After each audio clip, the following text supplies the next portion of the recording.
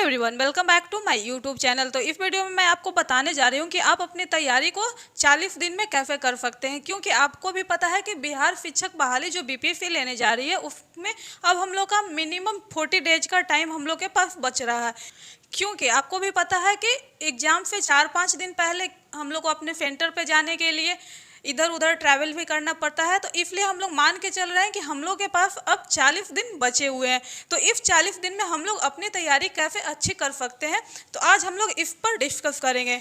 तो सबसे पहला तो बात करते हैं कि हम लोग का एक पेपर लैंग्वेज का है, जिसमें भी हम लोग को क्वालिफाई होना ज़रूरी है, क्योंकि ये मेरिट नहीं बनेगा इस पर, लेकिन यहाँ से भी हम लोग को क्वालिफाई मार्क्स लाना ज़रूरी है, तभी हम लोग का नेक्स्ट सेकंड कॉपी है जो चेक होगा। तो यहाँ पर क्या है, हिंदी है 75 मार्क्स का और 25 मार्क्स का हम लोग का इंग्लिश आने जा रहा है। तो यहाँ देखिए क्या है, आपको भी पता है कि नेगेटिव मार्किंग नहीं है, तो आप इसको क्या करिए कि हम लोग के लिए यहाँ क्वालिफाई होना बहुत बड़ा बात नहीं है, क्योंकि अब हम लोग का मदर टंग भी हिंदी है। तो यहाँ पर 75 मार्क्स का अगर हिंदी आ रहा है, तो यहाँ आप अगर नेगेटिव मार्किंग नहीं है तो 30 मार्क्स तो यहाँ से आप ले ही आओगे। वहीं अगर इंग्लिश की बात करें तो इंग्लिश 25 मार्क्स का है, जैसा कि अतुल प्रसाद जी ने भी बोला था कि इंग्लिश है जो हम लोग का बहुत इजी आएगा। तो अगर आपका नेगेटिव मार्किंग नहीं है तो आप कितने भी खराब इंग्लिश में हो तो यहाँ से आप 10 मार्क्स ले आएंगे। तो यहाँ से हम लोग का क्या है 40 मार्क्स आ जाएगा, जो कि हम लोग के लिए क्वालिफाई के लिए इनफ है। इससे ज़्यादा हम लोग अगर मार्क्स आ भी रहा है तो उसका कोई बेनिफिट हम लोग को नहीं हो जाने जा रहा है। तो इसको आप लोग क्या करिए कि अभी के लिए आप लैंग्वेज पेपर पर ध्यान मत दीजिए। इसको क्या करिएगा कि आप बचे हुए लास्ट जब डेट 10 दिन बचे तो आप कुछ प्रैक्टिस सेट ले लीजिए, वहाँ से आप 5-10 प्रैक्टिस सेट इसका लगा लीजिए, वहाँ से आपका ये क्लियर हो जाएगा। तो इस पर अभी हम लोग को फोकस नहीं करना, हम लोगों को इस पर फोकस करना। हम लोग का जो यहाँ मेन पेपर है जो 120 मार्क्स का आएगा, और हम लोग का जो टाइम दिया गया है वो भी कितने का है, 2 आवर्स का है, यानी 120 मिनट का है। तो हम लोग को मेन इस पे फोकस करना है। और इसमें भी अगर सब्जेक्ट का बात किया जाए तो यहाँ पर हम लोग का मैथ्स आएगा, रीजनिंग आएगा, करंट अफेयर्स आएगा, SST, science, Indian national movement, geography, EVS. तो हम लोग का जो मेरिट बनेगा यहीं से बचेगा। तो हम लोग को जितना से ज़्यादा स्कोर करना है, तो हम लोग को इसमें करने की कोशिश करना है। तो इसमें आपको भी पता है कि यहाँ पर क्या होगा, नेगेटिव मार्किंग है, और अभी तक क्लियर नहीं है कि यहाँ नेगेटिव मार्किंग कितना होगा, लेकिन हम लोग मान के चलते हैं कि 1/4 नेगेटिव मार्किंग होगा। तो अगर 1/4 नेगेटिव मार्किंग हो रहा है तो आप लोग अगर 4 क्वेश्चन गलत कर रहे हो तो आपका सही 1 नंबर चला जाएगा। तो पहला बात तो हम लोग ये ध्यान रखेंगे कि हम लोग को यहाँ तुक्का बिल्कुल नहीं लगाना है। हम लोग को आंसर दम करेक्ट आ रहा है, हम लोग उसी पर फोकस करेंगे। तो यहाँ से हम लोग आप देखिए, बहुत सारे लोगों का क्या होता है, मैथ्स और रीजनिंग बहुत कमज़ोर होता है, लेकिन यहाँ से भी आप मान के चलिए 35 से 40 क्वेश्चन आपको मैथ एंड रीजनिंग से मिलेगा ही मिलेगा। तो अभी हम लोग इसको क्या करते हैं, छोड़ते हैं। पहले हम लोग मेन सब्जेक्ट बात करते हैं जो कि हम लोग को याद करने का है। तो सबसे पहले क्या है, करंट अफेयर्स। तो करंट अफेयर्स हम लोग को प्रीवियस मंथ का एटलीस्ट 6 मंथ का हम लोग को कंप्लीट करना है। यहाँ से भी आपको 15 से 20 क्वेश्चन मिल सकते हैं देखने को, क्योंकि आपको भी पता है कि बीपीएससी का जैसा पैटर्न है तो वो करंट अफेयर्स पर बहुत ध्यान देते हैं। तो यहाँ से मान के चलते हैं हम लोग का 15 से 18 क्वेश्चन आएगा, जिसमें कि हम लोग इतना तो पढ़ाई कर लें कि हम लोग का 10 से 12 नंबर यहाँ से हम लोग अपना सिक्योर करें। और हम लोग को 6 मंथ का है करंट अफेयर्स करना है, उसमें भी कुछ इम्पॉर्टेंट टॉपिक है जहाँ से कि आपको क्वेश्चन देखने को मिलेंगे ही मिलेंगे।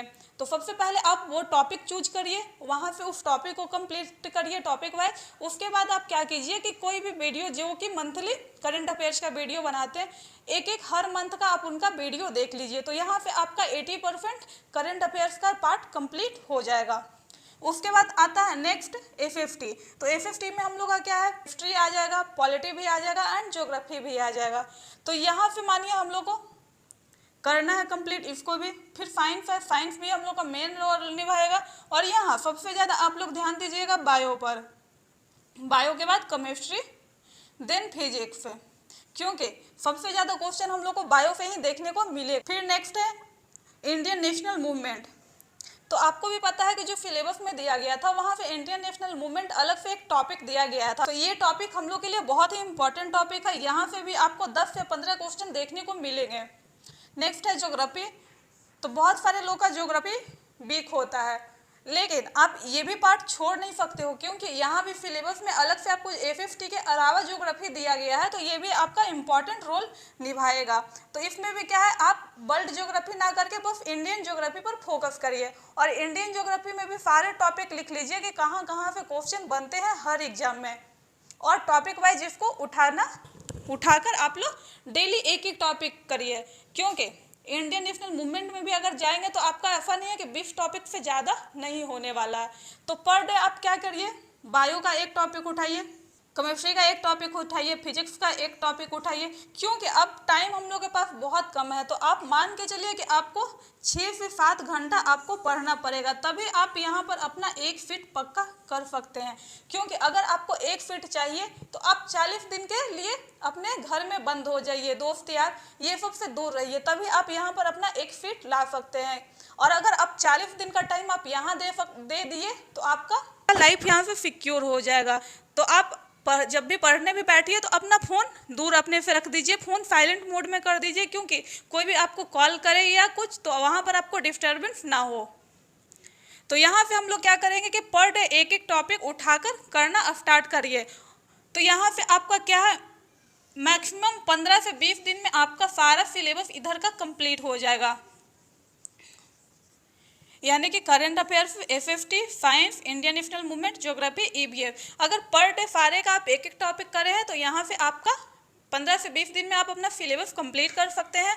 और वहीं यहाँ मैथ और रीजनिंग का टाइम बचा, तो जिनका मैथ और रीजनिंग वीक भी है तो वो ऐसा ना करें कि 4 से 5 घंटा आप डेली मैथ रीजनिंग पढ़ दे, क्योंकि आपको भी पता है कि 10 से 20 दिन में आप, ऐसा नहीं है कि मैथ्स एंड रीजनिंग में आप बहुत अच्छे हो जाओगे, क्योंकि ये क्या है, बिल्कुल कॉन्सेप्ट बेसिस चैप्टर है, और यहाँ पर क्या है, ये सारा जो सब्जेक्ट है वो रटने वाला है।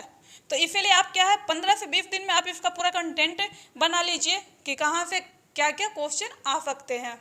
उसके बाद ये आपका 15 से 20 दिन में कंप्लीट हो जाएगा, और बचे आपके पास 20 दिन, और वहाँ पर आप लोग क्या करिए कि 20 दिन आप लोग टोटली रिवीजन पे ध्यान दीजिए। और मैथ और रीजनिंग के लिए क्या कीजिए कि डेली आप एक एक टॉपिक बनाइए, यानी 1 से 2 घंटा आप डेली चाहें तो मैथ और रीजनिंग पर दे सकते हैं, क्योंकि यहाँ 35 से 40 नंबर का क्वेश्चन आ रहा है। तो अगर आप यहाँ से 20 नंबर भी कवर कर लेते हो, और इधर से आप लोग अगर यहाँ पर आप कम नंबर थोड़ा ला रहे हैं तो आपको यहाँ पर क्या है, ज़्यादा स्कोर करना पड़ेगा। तो ये सोच के आप लोग अपना टारगेट बना लीजिए कि आपको फिर 80 का टारगेट चाहिए, 90 का टारगेट चाहिए, उस हिसाब से आप लोग अपना पढ़ाई स्टार्ट कर लीजिए। क्योंकि यहाँ आप अगर करने को चाहोगे आप डेली एक एक टॉपिक, वो भी कंसिस्टेंसी से, ऐसा नहीं है कि आज पर है और कल छोड़ दिए, वैसे में आपका सिलेबस कंप्लीट नहीं होगा। तो आप लोग सारा कुछ छोड़ के अभी बस अपने पढ़ाई पर फोकस करिए, और 15 से 20 दिन में ये सारे टॉपिक आप लोग ख़त्म कर लीजिए, ताकि आपका जो आने वाले 15 से 20 दिन रहेगा उसमें आप रिवीजन कर सको। क्योंकि आप ये भी याद रखिएगा कि आपको हिंदी और इंग्लिश पर भी आपको लास्ट में 1 वीक का एटलीस्ट टाइम देना होगा, क्योंकि इसको भी क्वालिफाई होना है हम लोग को, उसके बाद ही हम लोग अपने नेक्स्ट पेपर पे आएंगे। इस तरह से अपना पढ़ाई कीजिए कि आपका इसमें एक सीट पक्का हो जाए। तो इस वीडियो में मैं आपको यही बताना चाहती थी कि आप किस तरह से अपनी पढ़ाई करोगे कि आप 40 दिन में, बचे हुए 40 दिन में आप यहाँ पर अच्छे स्कोर कर सकते हो। तो मिलते हैं नेक्स्ट वीडियो में। Thanks for watching.